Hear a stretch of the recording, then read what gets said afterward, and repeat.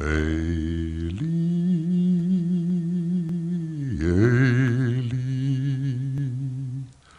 שלא ייגמר לעולם. Yom HaShoah, Tafshin Ayin Gimel. Holocaust Remembrance Day, 2013. Tonight's program is one of remembrance. But remembrance, in this case, demands vigilance. The Prime Minister's words are well taken. Remembering the Shoah obligates us to act politically and philanthropically in support of Zion. With each passing year, there are fewer survivors who remain to tell their stories. It is so important that the younger generation hear their testimony so that one day they too can tell their own children. We have invited a number of our synagogue's younger members to read passages for us. The first is a poem entitled Prayer for Magda, written by survivor and synagogue member Miriam Steinmetz. Miriam, please come forward to introduce your poem. If I could also ask Talia Justin to please come forward. She will read the poem following the introduction. 1.5 million children. 1.5 million children perished in the Holocaust. Many nameless and faceless. Not all. I am one of the few. Wartime memories haunt me still.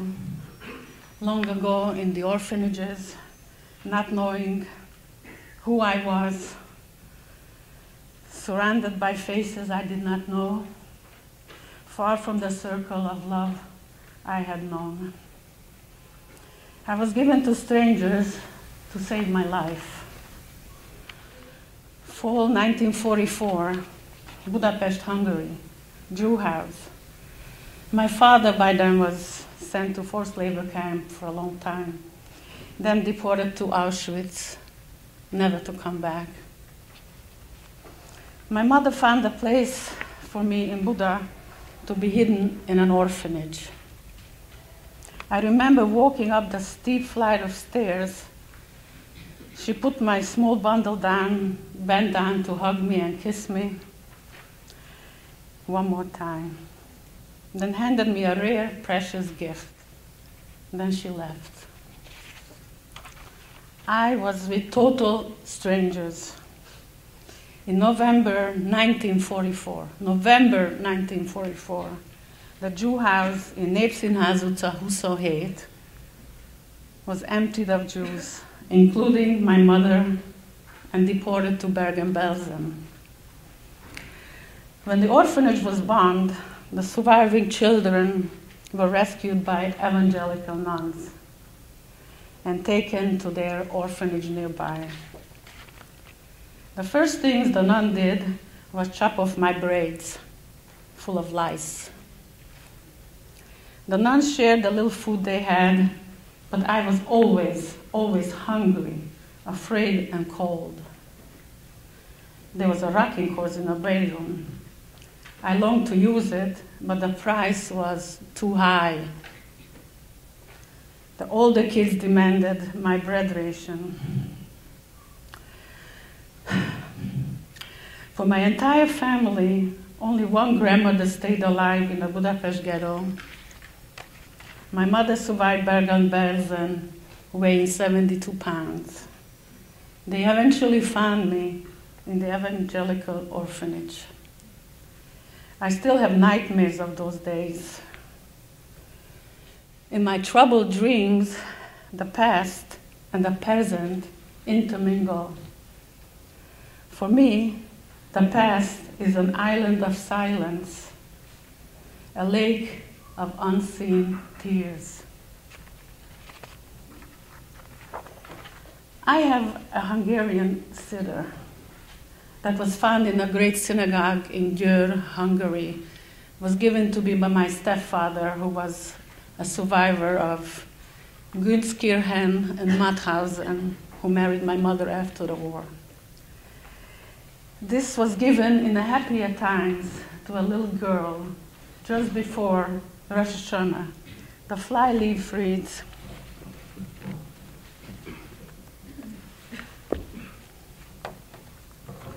Magdikának sok szeretettel, anyu és apu, Győr, 1939. September 5, which means to Magdika with lots of love, mother and father, Győr, 1939, September 5. Subsequently, my daughter looked up that date. That is a few days before Rosh Hashanah. So I have this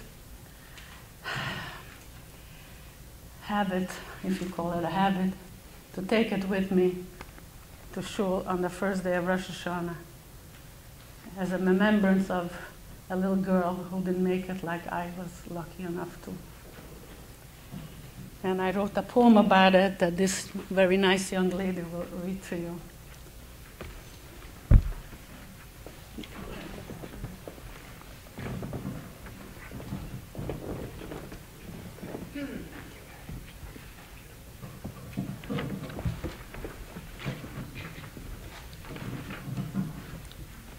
Little sitter, bound in leather, book of prayers, framed in gold. Found in the rubble of the old synagogue, I'm holding you close. Given to me long ago, the fly leaf reads, to Magda with love, from Mom and Dad, September 5, 1939. I treasure this memento of the past. Prayers from happier times in life, of a family lost, in the fiery abyss of hate. Illuminated by burning flames of the Friday night candles, I think of her as I turn the pages and softly say her prayers. The prayer book was found in the rubble of the great synagogue in Győr, Hungary after World War II. It was given to her by a stepfather when she was 7 years old. My grandfather was sent to Auschwitz, Warsaw, and Dachau. Only those who survived can understand the incredible and indescribable hell of a Nazi death camp. As a child, I learned that my grandfather's 5 brothers and sisters and his parents were murdered in Auschwitz. There's likely no word more closely associated with evil than the word Auschwitz. Fifth Avenue Synagogue member Olga Vilko survived Auschwitz. Olga, your very attendance at services each Shabbat is an inspiration to us all. I know it takes courage, Olga, to share the darkest moments of your life with your community. On behalf of all of us who are here this evening, Olga, thank you. Thank you. Please give your full attention to Olga Vilko. I am a Hungarian born, a Hungarian speaking Jew, born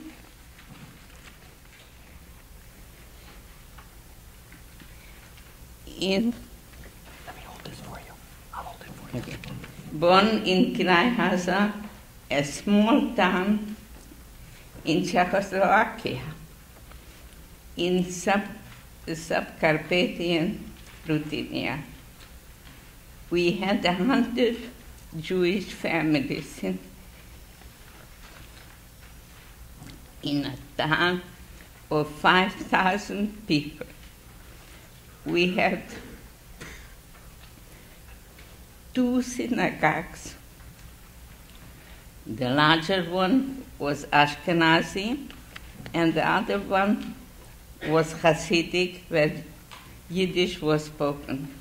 The members of the Ashkenazi synagogue were Orthodox and spoke Hungarian and Yiddish.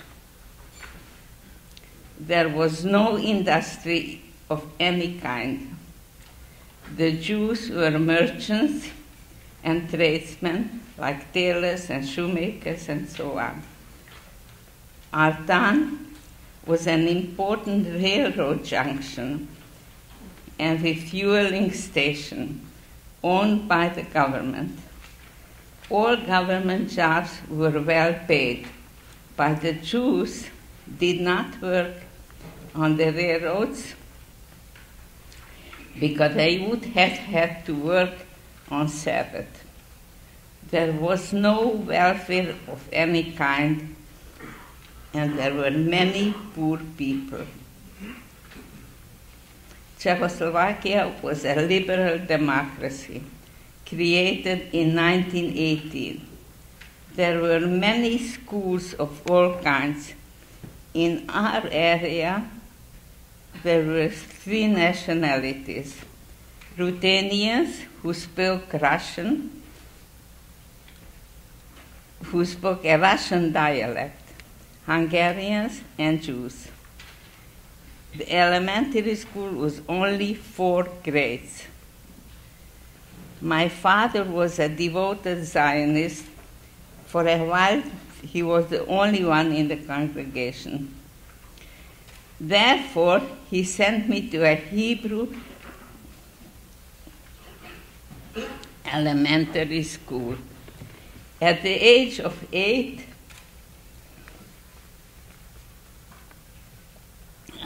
I traveled by train to the next town to school. After elementary school, there was a choice between a 4-year school or an 8-year gymnasium for students who were going to continue their studies at the university.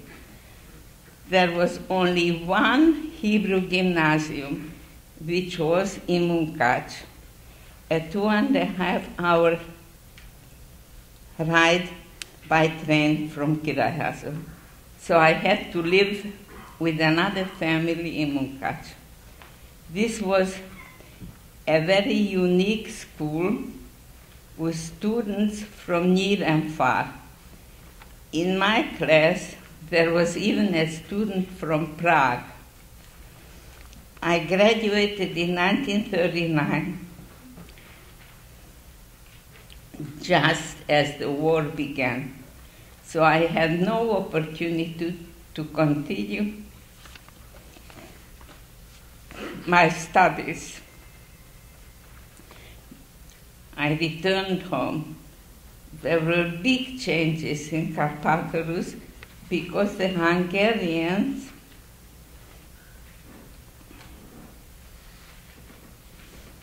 were the allies of the Germans, and as a reward from Hitler,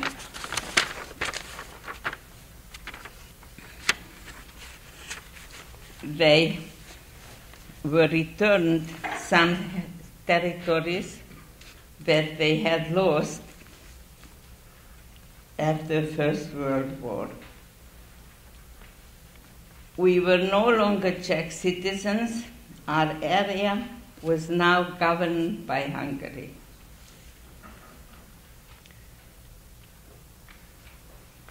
My destiny was that of a Hungarian Jew. The tragedy was that the Hungarian Jews almost avoided destruction as part of the Holocaust. Only on the last year of Second World War, between May 1944 and May 1945, it was already very clear that Hitler was losing the war. The Nazis were retreating from Russia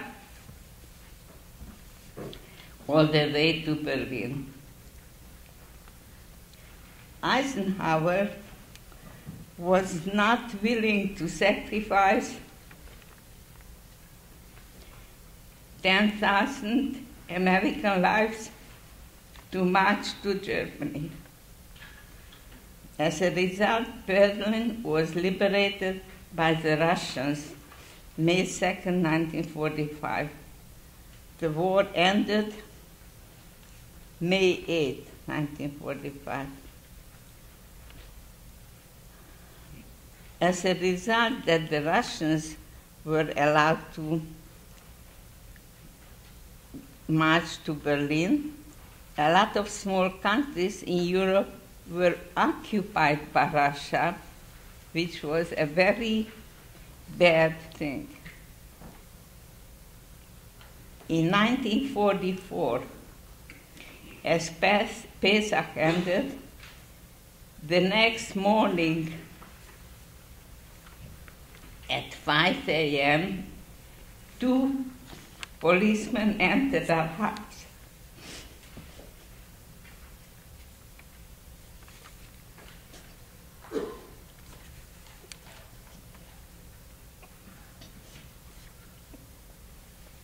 We were told, you have 2 hours time to get ready to leave the house. We were in a shock. At the time, bread was rationed. We had no much left and were planning to bake bread.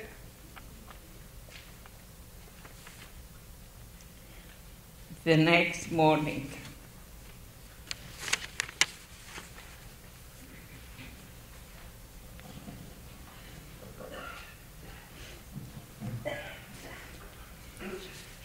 we to commemorate Yetziat Mitzrayim by eating matzahs. They went from slavery to freedom. We went from freedom to slavery.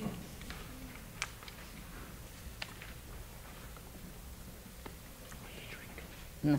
Hitler knew that he was losing the war, but he managed to win the war against the Jews by killing 6 million of us.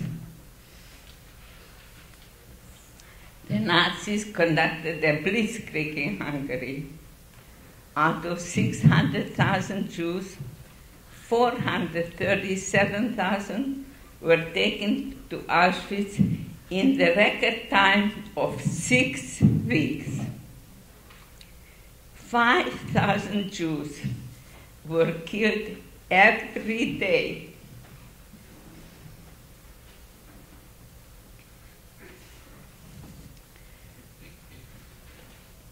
After spending 6 weeks in the ghetto, my family was one of the first ones to reach Auschwitz. We were packed 80 people into a cattle car without any food or drink. We had no idea where we were going. We traveled about 4 days and nights. After starving for 4 days, you are not hungry anymore, just very thirsty. We had never heard of Auschwitz. The only concentration camp we heard about was Dachau. When we reached our destination and the train stopped, the doors of the cattle cars opened, and since there are no steps to get down, I do not know how the elderly and the sick got off the train.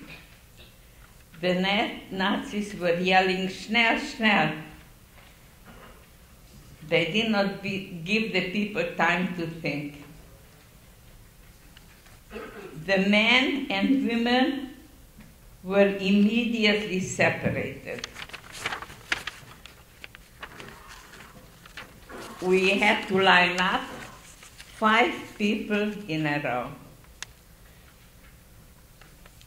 we had to walk very slowly in front of Dr. Mengele, who was, as an irony, a physician. In my row were my grandmother, my mother, and a mother with a young child and me. That made 5. Mengele pulled me out. I protested, saying I wanted to stay with my family. His answer was, "They will come later." Those people were killed the very same day. They were killed with Cyclone B, and their bodies were burned in the crematorium or an open pit. That was the last time I saw my family. The Germans continuously lied and misled the people. They did not separate mothers from children because the aim was to have a smooth operation, and they didn't want the mothers crying by separating them from the children.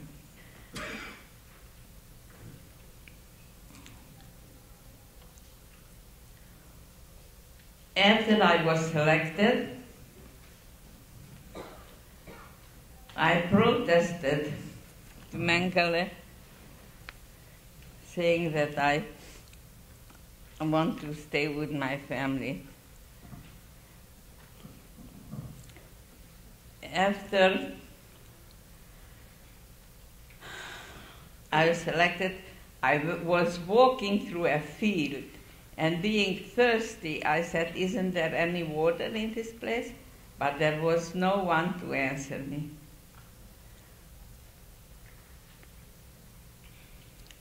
I was told to enter a building.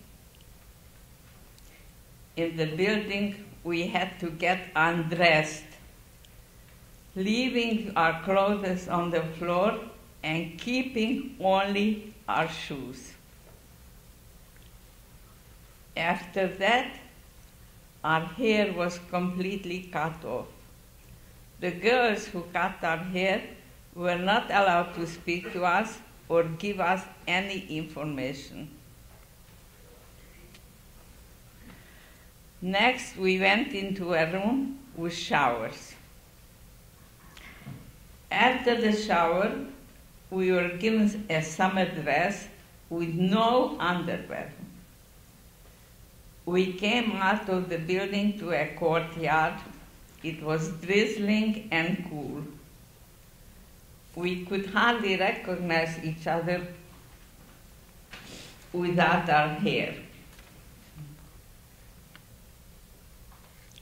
The concentration camp was actually outside of the town of Auschwitz, in a place called Birkenau.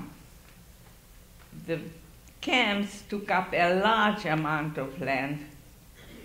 We were taken to Camp C, which consisted of 32 barracks. Each building was a long structure that had so-called beds that were 3-tiered and built of wooden planks. Each bed was occupied by 10 girls, and we used our shoes as pillows. What was a day in Auschwitz? Every morning we were awakened while it was still dark and were taken to the toilet. In the middle of the camp, one barrack had the toilets, and opposite it there was one that had running water. Each day there were 2 Zählapers. we had to stand outdoors to be counted twice a day. This was mainly to torture us, since we were surrounded by electrified wires, which would have killed us if we touched it.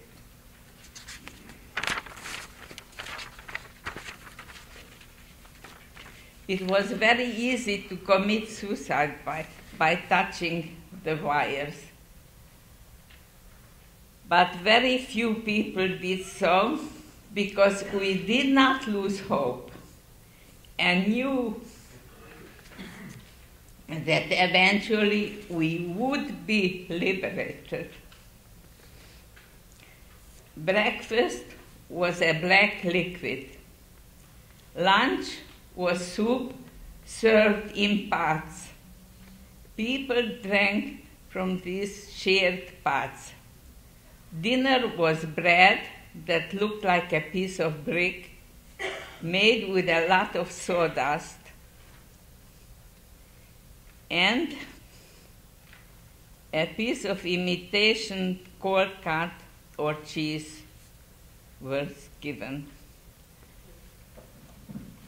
Aside from the Zählappell, we did nothing. I stayed in Auschwitz for 6 months. Since I learned to survive there, I did not volunteer for selections to go to the unknown. But in August, the situation became very bleak. We only found out at the liberation that an uprising took place and one of the crematoria was destroyed. At that point, there was a selection for 100 girls to work in a factory. The decision to go to this selection saved my life. We were sent to a factory in the Sudeten, which was part of the Czech Republic. This factory produced fine linens before the war, and now it was part of the German war effort, producing summer uniforms for the German army.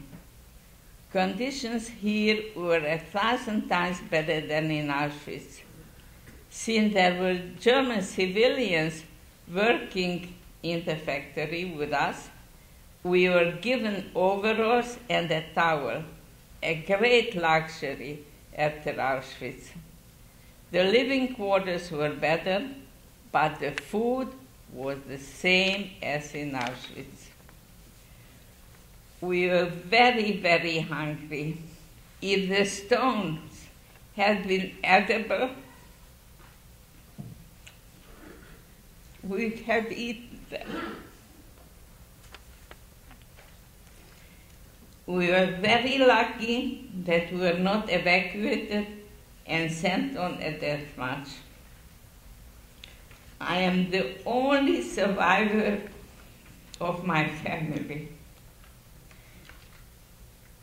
My brother, only 2 years younger than me, suffered through a whole year, but was shot on a death march 10 days before the end of the war.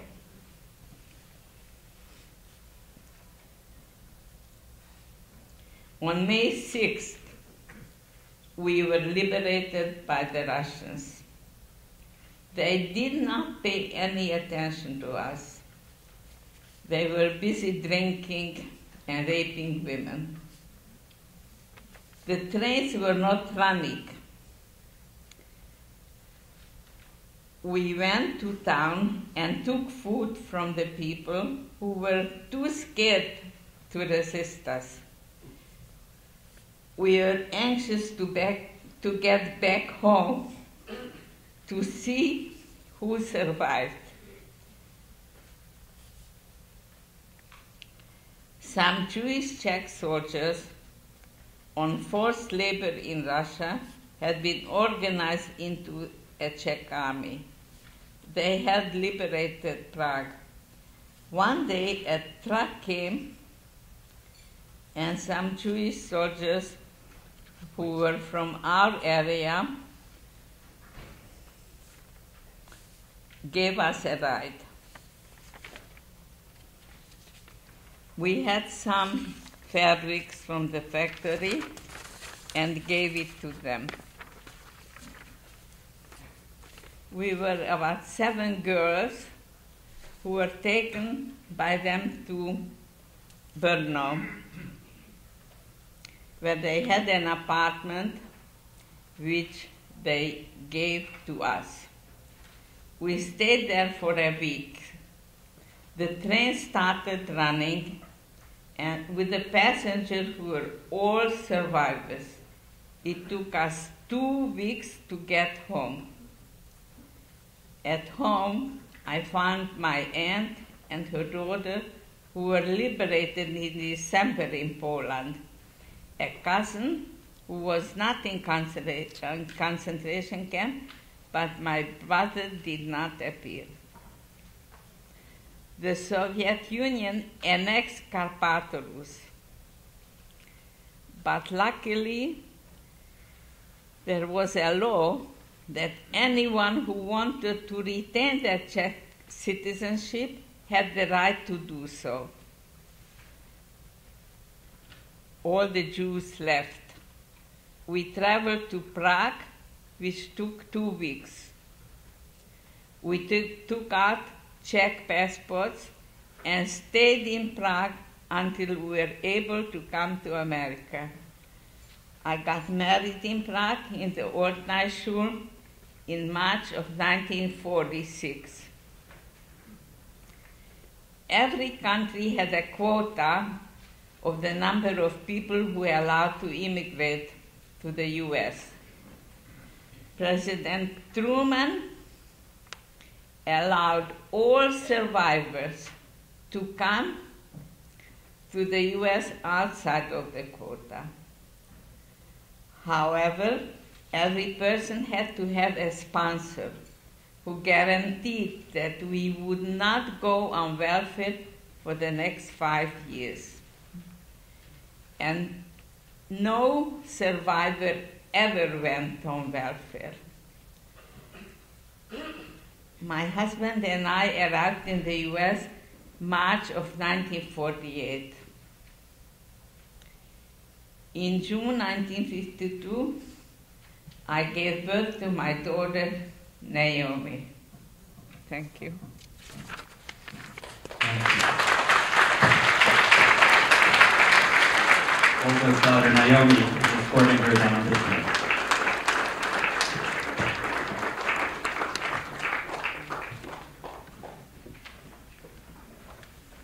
Rick Carrier is a child of the greatest generation. Born in Pittsburgh, Pennsylvania, during the Great Depression.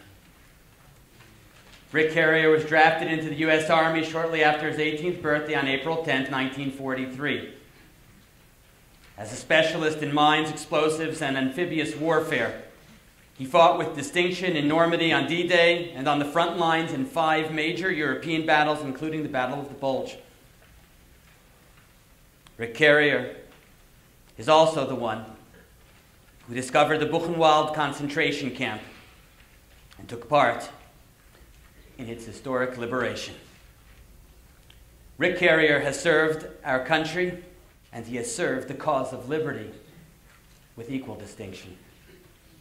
He is an American hero, and he was there to see firsthand the evil that the Nazis wrought. It gives me great honor to call upon Rick Carrier.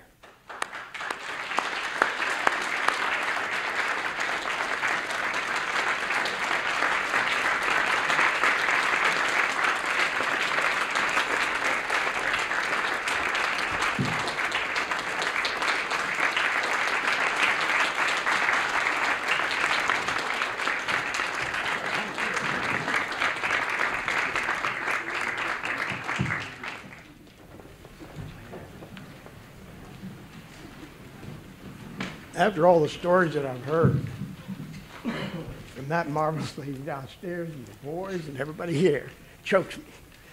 Because I was a part of what you were talking about. I was a very important part.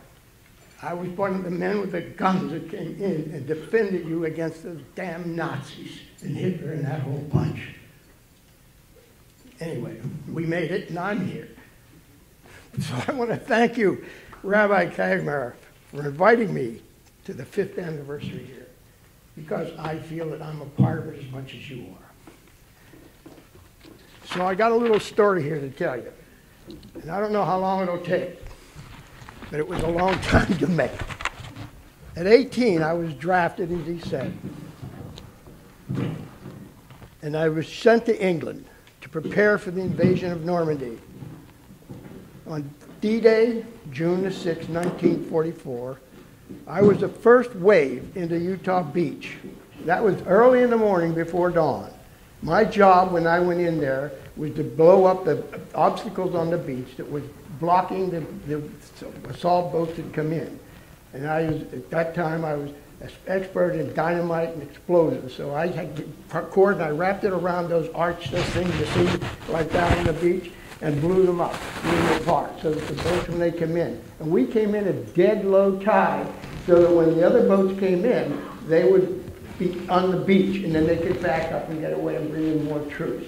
Because there was 140,000 of us coming in that day on those beaches. There was Normandy, there was Utah, Omaha, and then 4 other British beaches. And every one of them had troops in them, and every one of them was fighting their bloody hats off, excuse the expression, but it was a dangerous experience for me.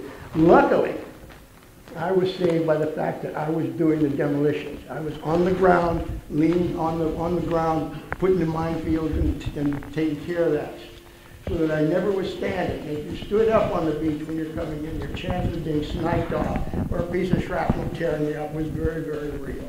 So most of the day I was on my belly, crawling forward. And one of the things I will tell you about on that occasion, on D-Day, and before I get into my real story, was General Roosevelt was the only star general in the invasion that actually appeared on the beaches of Normandy. And he was a great guy, and also he was a heavy drinker. And he got in there, and he was walking along with his cane, and that's all, with a belt on, and a pistol on his hip. And he didn't have shoes, any tays on to keep him from the sand. He was just wandering around, hitting his troops on the head with helmets with his cane, telling them, "Get up, we got to get in there and fight the Germans." And I was up there, ready to go in to take them through the minefields. So he finally came over and he saw me, and I was, quite frankly, behind a German shot-up gun, taking a crap, because I was pretty sick, and we were all there for many days on the boat. We were 4 or 5 days on the boat getting in, eating things like apricot porridge and things like that. And boy, when we hit the beach, we had a lot to do rather than fight the Germans. But anyway, so he came over with his cane and he hit this guy, and he looked at me and he said, "Hey, Jeannie, come here." He said, "Are you the one that's taking us through the minefields?" And I said, "Yes, sir." So I stood up. And the German, and he looked at me and he said, "Well, where are we going to go?" And I said, I got up and I pulled on my belt, this belt I have on right here. And he said, "Soldier, I see you got a canteen. Could I have a drink of water?" And I said, "You certainly can, General." And I reached back and I grabbed a can, and one of my canteens. I had 2 of them. I gave him one and I handed it to him, and he uncorked it. He went, took a couple of swigs and looked at me like that. He took another long one, 2, and then he said, "Soldier," he said, "I want to tell you something. If you keep canteens like that on you, you're going to make a general. Thank you. Now let's take a look at that damn minefield." And then I put it back, and I realized it was my canteen full of old overhauled straight rye whiskey. Every one of us in the regiment had one on them, because the guys I was with had gone into Africa, Italy, and Sicily, and every other one of the campaigns. And they taught us, when you get in on a beach on D-Day, you're not going to have time to do anything.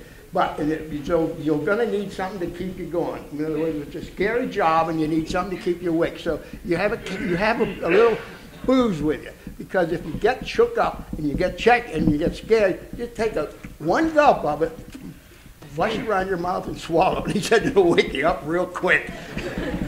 And it did. But anyway, that's why it was on me. So anyway, Normandy came and went, and we spent all the way there until nearly, let's see, June, July, August, September, October we left, October the 15th. And during that period, once we were there, we had to bring in the supplies to supply the U.S. Army with equipment, because Cherbourg was nothing you could do there, nothing.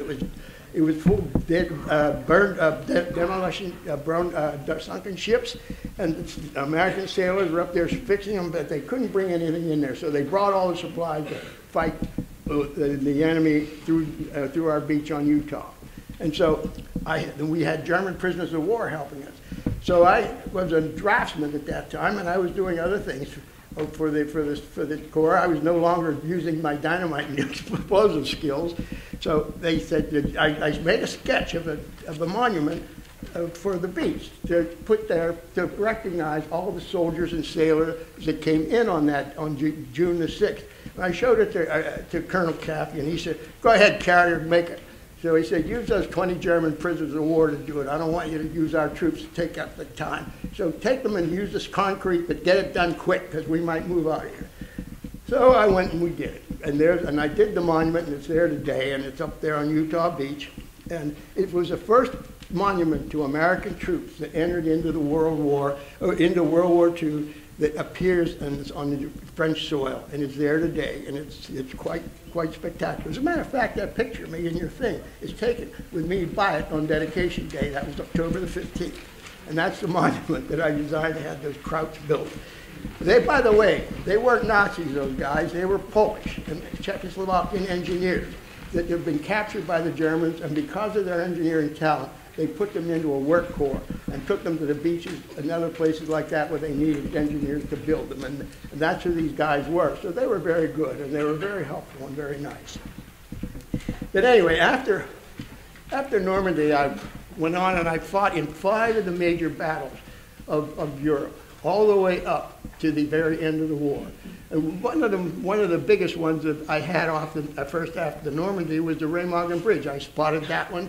And when I was out looking for supplies, because one of the jobs I had to do in the engineers was, as a combat engineer, was to go behind the advancing armies, particularly German armies, and find when they were chased out, they would quickly run and leave behind their engineering supplies. And we need a lot of those to build roads, fix them up and everything else, because we couldn't order it from the States. You know, heck of a thing to order 20,000 yards of wood and things from the States. So we had to get everything there to do it. So it required a lot of jabbing on us to figure out how to get it. And one of the things that the old guys that were in Africa, Italy, and Sicily that were in my team taught these young kids like me that got over there in, let's see, it was in January in 44, that you have to learn how to do things that are impossible to do.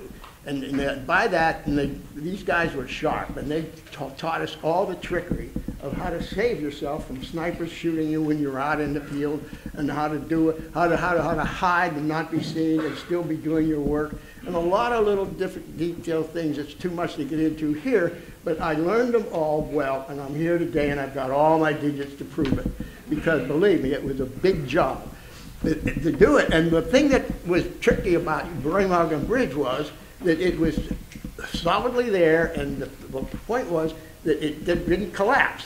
So engineers below there were laying planks and everything else across it, and I was up on a hill looking down. I had been out there to look for other things, but I happened to look down, and there was Remagen Bridge, and I saw one of my allied engineer companies down there working their butts off trying to get the thing fixed up, because the bridge had a big convoy on it, and the railroad tracks were up here, and they couldn't get up on it. So they had their bulldozers breaking that up and building a ramp up there so the trucks could get across. Well, that worked. So it worked for a few days, but then Patton started to come up, and he got down on the lower end of the Rhine River, and then he shot across there, and then I was switched from that to go to follow him, because that was my hookup with Patton, and believe me, that was a sight to see. I'll tell you one of the things about Patton most of the people don't know how he fought a war. But after I was following behind him, and here's what Patton would do. He would line up all his tanks. Say every one of my fingers is 4 tanks. And behind them, behind these, you got whole squads of infantrymen with M1 rifles. And they start moving through the area they're attacking. Let's say that's that wall over there. They're crawling across here, and Patton said to you guys, and I did it when he said, look, boys, he said, I want you, when you start on this campaign, we got to move and move fast. So every gun I want firing, your cannons and your riflemen and everybody else, bullets are cheap, but lives are expensive, and I don't want to get you killed. So we want to kill them, not you. So when you're walking, you keep your gun on at this level, and it's got a clip in it, and you shoot. You can keep pulling the trigger when you go. Everyone. The tanks, too. When you see anything, let your point on and shoot. So, boy, I mean, I'm going to tell you, seeing that happen, walking through there, it's a roar, but it's all going against the enemy. So anybody in front of it, believe me, they're not going to stay there. They just haul ass and get out of the way. And that's what they did, and that's why Patton could move so fast. Because, boy, nobody would stand in that group. Anyway, down to back to the area where I am. One of the things that happened on that, I had to get out and find the place when running, and in that process, I went out and was looking around, and I used to go into the town when it was bombed, and I would find a church in that town, because in the church you'd find somebody out fixing the tables. And at those tables, they would be giving communion and anything else you can think of. And they would always know where the Germans were. So I went over and asked, I saw one in Weimar. It was a big Catholic church. And I went over, and there was a priest out there setting up a table for his parishioners right after a big air raid. I was in my Jeep, and they were bouncing over the roads, and it was the roads were still filled with rubble from the bombing. And I found him, and he went over and he said, oh, yeah, it's a German camp up on a hill, 7 kilometers from here, called Buchenwald. He said, I can take you up there right now. He said, as a matter of fact, we have a Russian prisoner from there who was one of the rebels. They started a revolution at Buchenwald, and he's down in the crypt. And his name is Igor. So he said he can take us up there and get us into the place. And by getting us into the place, you'll be able to find out exactly what you want. Because I hear there's a stone quarry up there, there's a lumber mill, and there's all sorts of equipment in there. It's a big camp. I said, sure, let's go. So we started to get ready to go, and then a young girl came in, and he said, this girl here is Ilse Koch, she was the secretary to the Gauleiter. She knows everything about Buchenwald and knows exactly where things are. So she could go with us too. So I said, well, okay with me, hop in. We got in and we took off and we went up there. Now, when we crawled up the hill, there's a hill that goes up the Buchenwald, and all around it are these birch trees. And in the birch trees, I looked around and I saw figures hanging up there, hanging by their necks and some by their hands behind them. And I looked at it, I didn't say a word. I just kept going where it was. And the girl that was with me looked at me and said, don't say anything right now. And Igor looked at him and he went, he shook his hands and he shook out. We got up to the top, and the top of the field up there was this big, like, imagine this room here is all full of tarmac, and over there, right there, is these structured building. It's an Art Deco building, long carriage with stacks up wood on top, and one tower had a big clock on it, and inside with the main gate, behind it, was a wrought iron gate, very ornate. It was a period piece, so I looked at it, and I didn't want to get over there right now, and so the priest and Igor and the girl went up to the gate, up to the fence.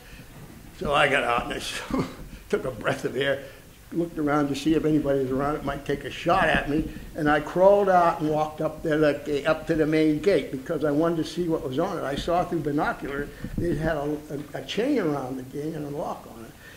So I went up and took a good look at it. Sure it was. It was a chain. I said, well, that's easy to do. I'll wrap a piece of primer cord about it, put a fuse on it, and blow it, and it'll shear it right off. And I won't ruin that beautiful gate, because the gate was gorgeous. It was a nice piece of artwork. The German that had built it had been in the Bauhaus school, and he designed it. He was a prisoner, and he designed it, and he put all of his work in it. It had a phrase on it, Judem des Sinn, and it said, watch it, you got to figure out how you get out of here yourself, that sort of idea. But anyway, it was a nice piece of work, and I didn't want to wreck it. So I went up there. I finally got out, and I walked up there along the edge of the wood and got up to it, and I looked at, sure enough, it was there. And while I was doing it, this face suddenly appeared, and the face was absolutely frightening.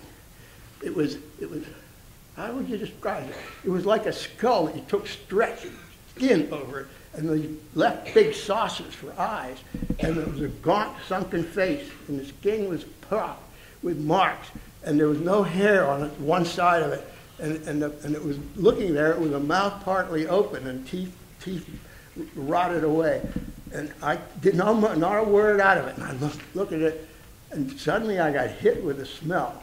The scent, it really was awful.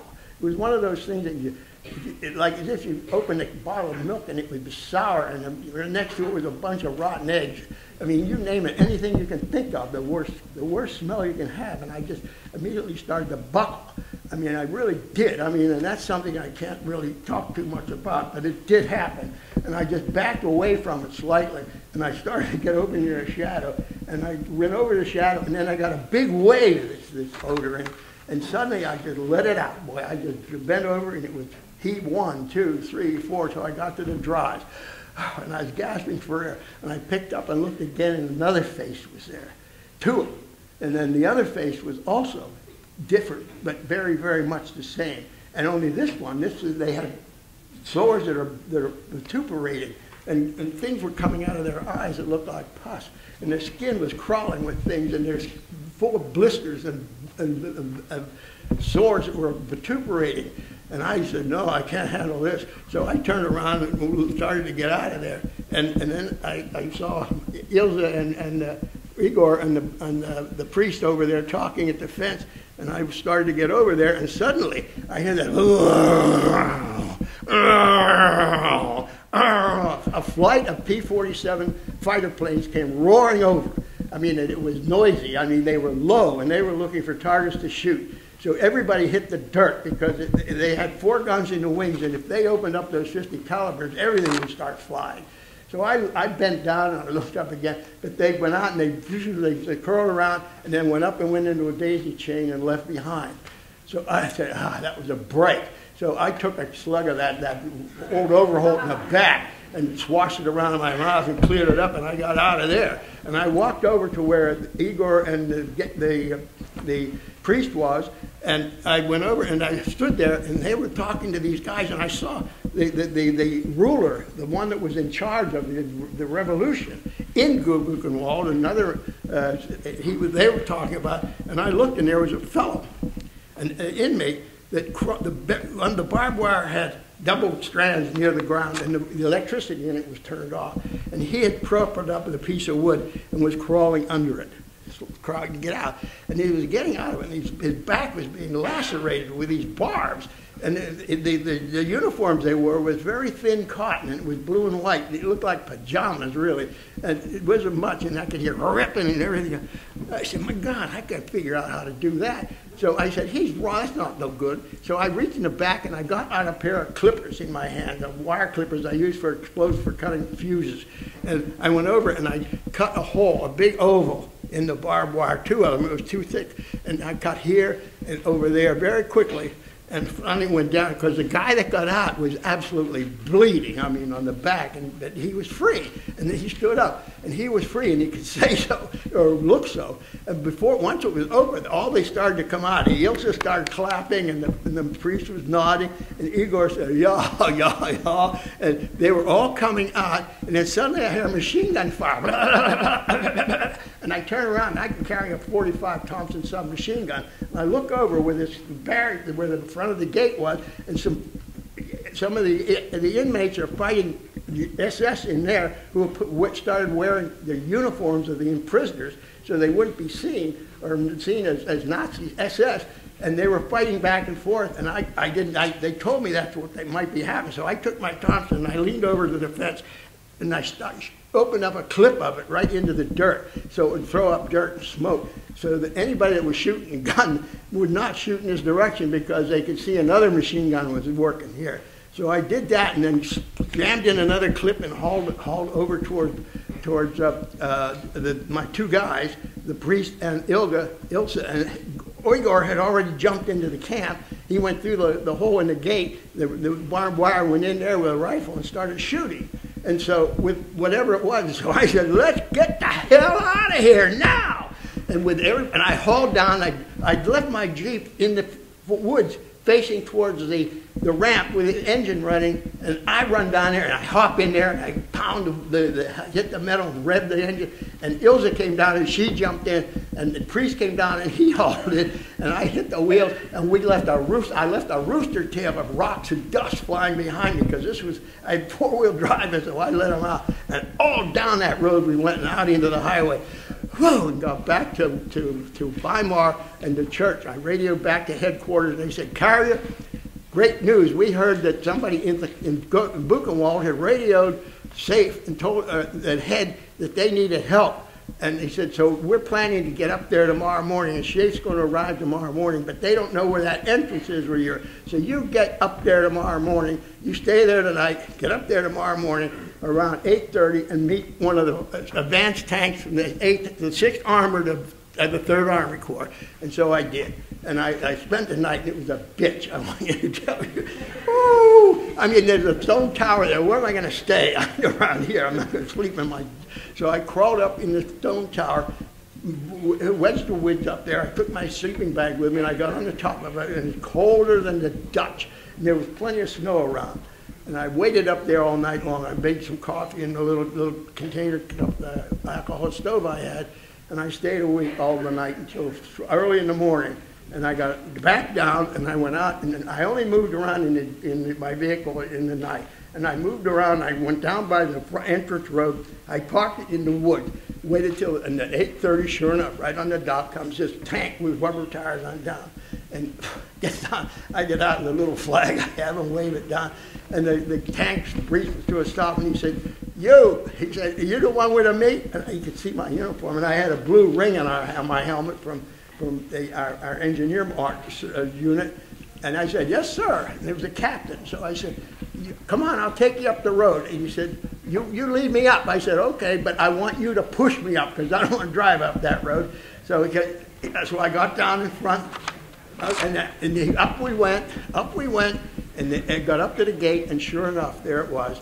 And bingo, the gate was ready to go. He went up there, and within minutes, the place was crawling with troops. And one of the famous people there was a local rabbi from up the was one of the ones that came in a Jeep, and he immediately took charge of the young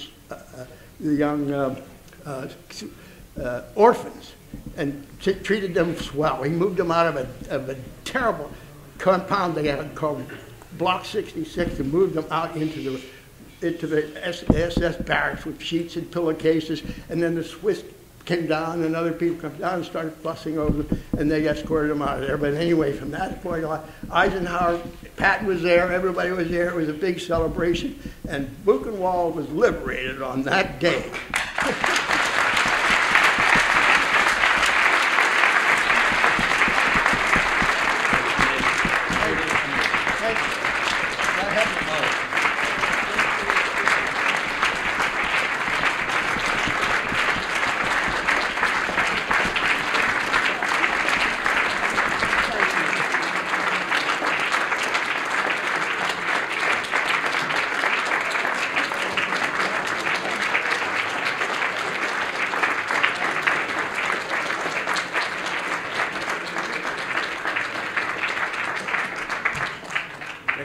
Thank you so much for your service to our country, for your service to our people, the Jewish people, for your heroism, and for your remarks.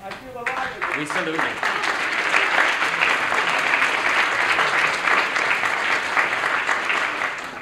And I wanted to invite everyone to a reception in the ballroom in honor of the survivors who are here this evening and in honor of Rick Carrier for his heroic efforts.